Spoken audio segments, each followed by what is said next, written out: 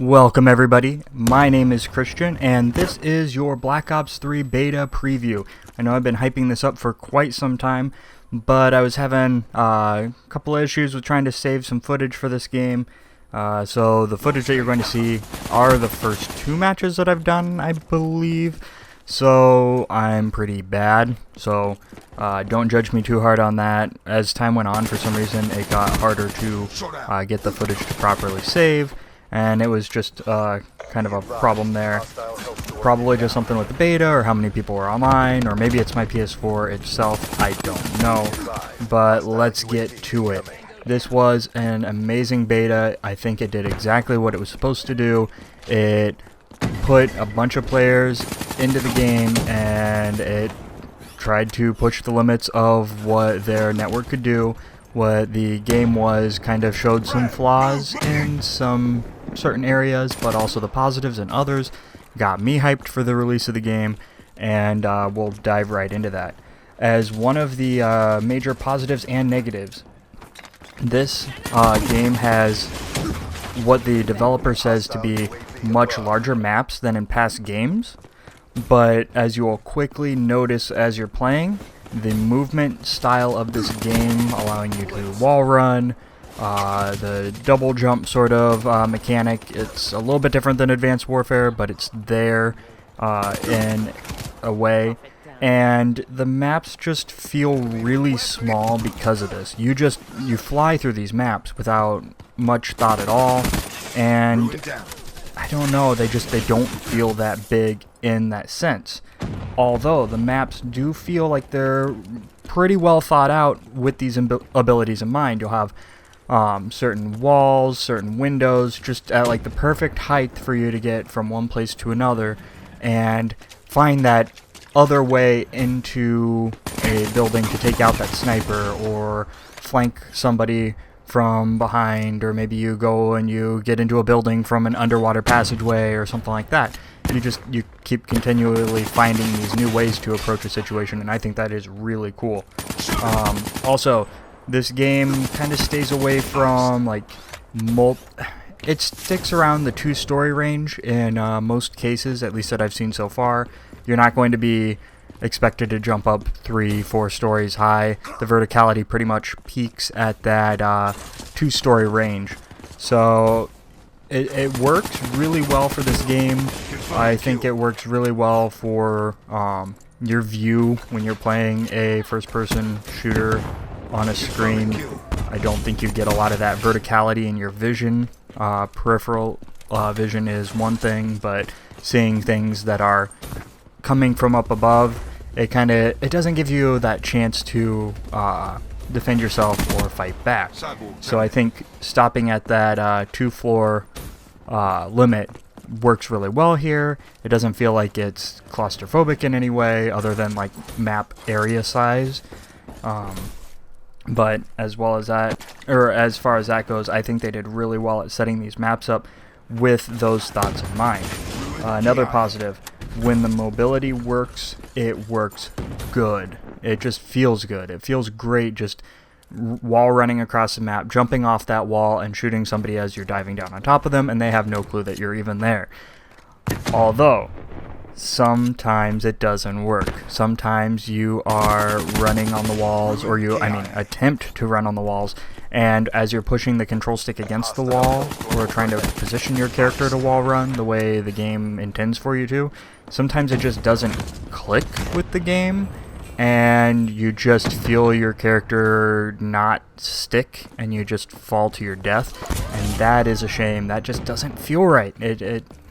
It made me, in some cases, avoid the walls altogether if there was a pit beneath them, when I felt like that should have been a big opportunity for me to do something new, something different. I should have had that availability of approaching that situation differently, but instead I felt like I had to hang back a little bit and go about the game the way I would have in the past in order to not die repeatedly for no apparent reason, because the game just didn't want me to wall run for that moment, I guess. I don't know. I think that's something that they could easily fix. I don't think it's a huge issue. Hopefully they get that fixed by the time the game fully releases. But when it works, and it feels great. It feels amazing.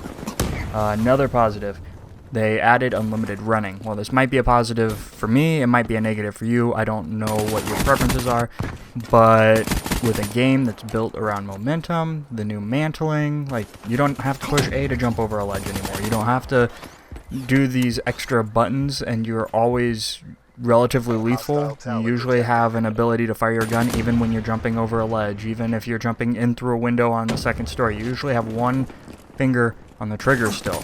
You don't feel that level of vulnerability there that you used to, and this unlimited running adds into that. Why not continuously run, especially when you have perks that allow you to either shoot while you run or while you slide and that sort of stuff. You just always feel powerful in the game, I guess, or it feels like the game is giving you that chance to be powerful, and it makes it feel like it's not putting you in a cheap situation with somebody spawning in on the other side of a wall as you're jumping through the window and they just take you out there. Let's see. Well, I think I'm going to move there to one of the negatives on this list. Spawns have plagued this series for a long time. In different ways, well, I guess about the same, but differing in each iteration in exactly how it happens. This game has spawn issues. You will find times where you will spawn on a particular side, and all of a sudden, all of the enemies start spawning right behind you because your teammates reach the other side of the map and swap the spawn on you. And you might get 3 steps and you just die. That's what it is, and it's a pain in the ass. Happened to me a crap ton. I did not like that. I also feel like if they're going to keep the size of the maps the way that they are and they're not going to fix that, then they really need to add in some sort of notification to the player that the spawns have swapped. When you have half the team still running one direction and then you see like one guy running the other direction, it makes you wonder, where is everyone spawning in? Where do I need to be facing so I don't die? I already have to worry about people flanking me. I don't want to be taken out because I'm facing the wrong direction and 3 guys are standing behind me and there's no way to defend myself. It's just, I don't know, the spawns just don't feel like they're there yet. I feel like this is something that they should have had fixed a long time ago. This has been in iteration after iteration after iteration. We've had Call of Duty 2, 3, 4, Modern Warfare 2, World at War, Black Ops 2, we're on Black Ops 3, we've had Ghost, Modern Warfare 3, and Advanced Warfare, so we're on like Call of Duty 8 or 9, not including any of the side games that they've done on the DS, or when the PS2, I think they did like Call of Duty 2, Big Red 1, and that sort of stuff, not including any of those side projects. It needs to be fixed. It needs to be fixed yesterday. Like, it just shouldn't be a problem anymore. It shouldn't be something that is hindering us from... we shouldn't be able to make the excuse that the spawn killed us. We shouldn't be able to make that excuse. Lag is one thing. Lag happens. Lag isn't really that... Like, netcode is controllable, but lag isn't as controllable. You can't make sure that everyone has the best internet connection. People just have differentiating amounts of money that they're willing to put towards that, and that gives them a different internet connection than others. But these spawns, they should have been fixed a long time ago. That's something we're allowed to complain about, and I think they need to get off their asses and do it. Like, stop adding the new stuff until you have the old stuff perfect. Perfect the old, get the basics down, move into the new. There's a lot of games that don't have this same problem with the spawns, and I think you can take a quick look at their playbook there, or the way they developed it, and maybe find a solution, but we'll see. Moving into some more positives though. Quick pacing. I love the quick pacing of this. You never feel like you are that far from the action. When you die, it feels good because you get to come back immediately and jump right back in. That's something that Call of Duty does great. Games like Battlefield, although great, and they have their place, make you run often across most of the map in order to reach those enemies, and that can be kind of disheartening. I know that they've changed that a little bit lately, where you get a chance to, how do I say this?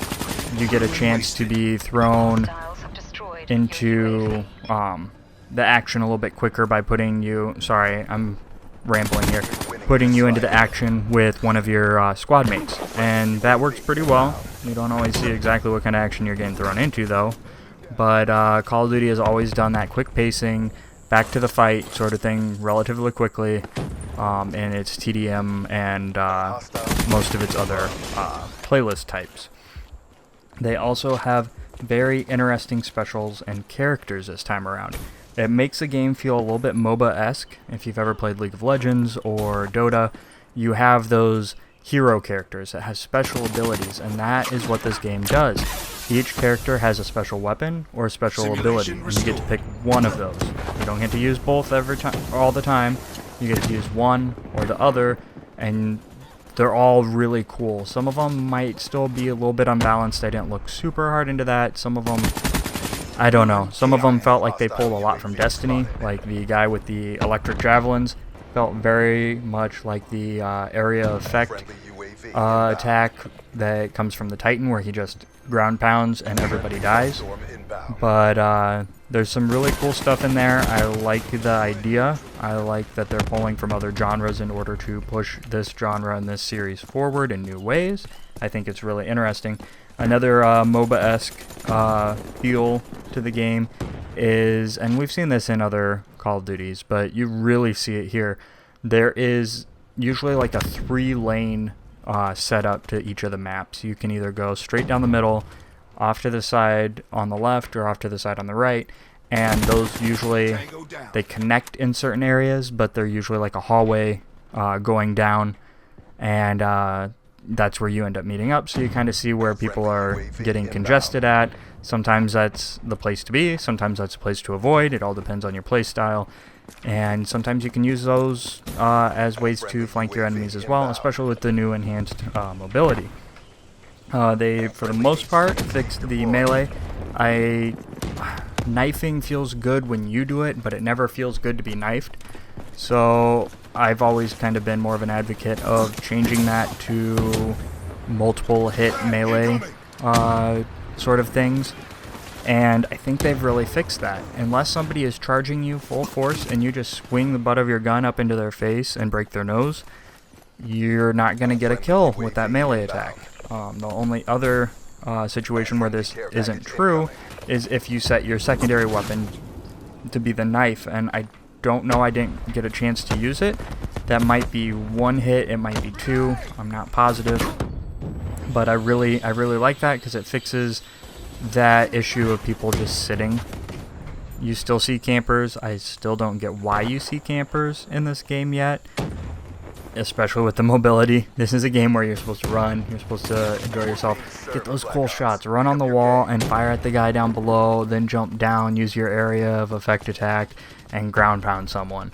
Maybe you've got the special ability glitch and somebody's coming up from behind you, shooting you in the back, and you're like, oh crap, now is the time to use that ability, and you press the buttons and you zip back 30 seconds ago, and now you're standing behind him because it only affects you, so you're back 30 seconds where you were before, and he's standing in front of you and you can fire in his back and you get the kill.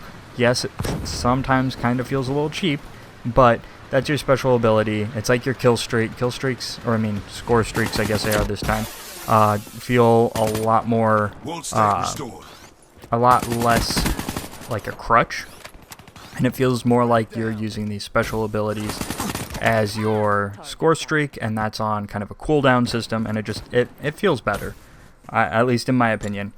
Let's see, another opinion, I think it improves upon the Advanced Warfare mobility a lot. I always felt like that had you flying pretty high and then you just get shot out of the sky. So, I don't know, some people made it work, some people really enjoyed it, but I feel like this is a good cross-blend between what Call of Duty was before Advanced Warfare and added mobility that Advanced Warfare tried to throw in, and I think it appeases both crowds and gives a faster gameplay that just feels balanced. I don't feel like I'm just getting shot in the back continuously in this game. Yes, it happens, but it doesn't feel cheap, I guess. I don't want to be that kid who just complains a lot, but I feel like I feel like it's better. That's my opinion, though. They added in swimming, which is really cool. However, you do not have unlimited breath while swimming, so you do have to keep an eye on that. You can't just camp in the water, although as long as you're poking your head up, you can stay afloat there. But again, when you're above water, people can be swimming in underneath you and shoot you out of the water as well that way. All guns are fireable underwater. All grenades work well underwater. There's actually a thing that pops up, not an achievement, but like a special kill that you can get if you throw a grenade in the water. It'll kill them and it'll pop up as a depth charge kill, which I thought was interesting. I thought it was kind of cool. Also, back onto the knife. The knife kind of promotes camping a little bit. I did not like that.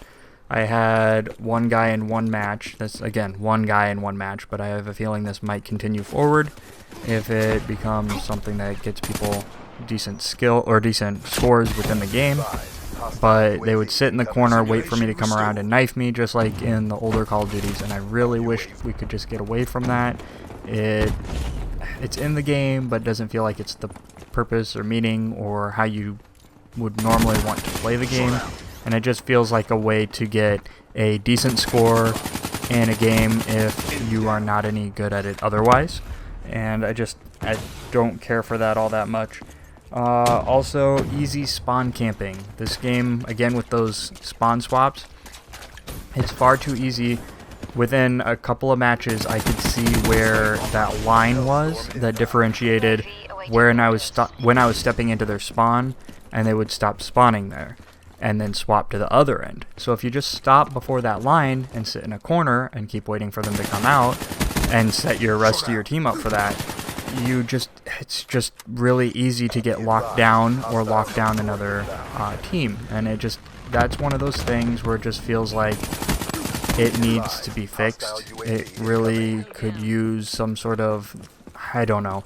I almost think that in this situation, it would almost be nice to have that half a second after you respawn that you're invulnerable, so you can get at least some sort of glimpse of your surroundings before getting shot down again if some guy's just sitting down the hall with a clear sight with a sniper rifle on you, because that gets a little bit ridiculous. But again, this game is fairly good so far. I think they'll fix a lot of the problems, being that it's a beta. I think a lot of people voiced their opinion, pointed this out, and I hope that this helps the game be better in the end.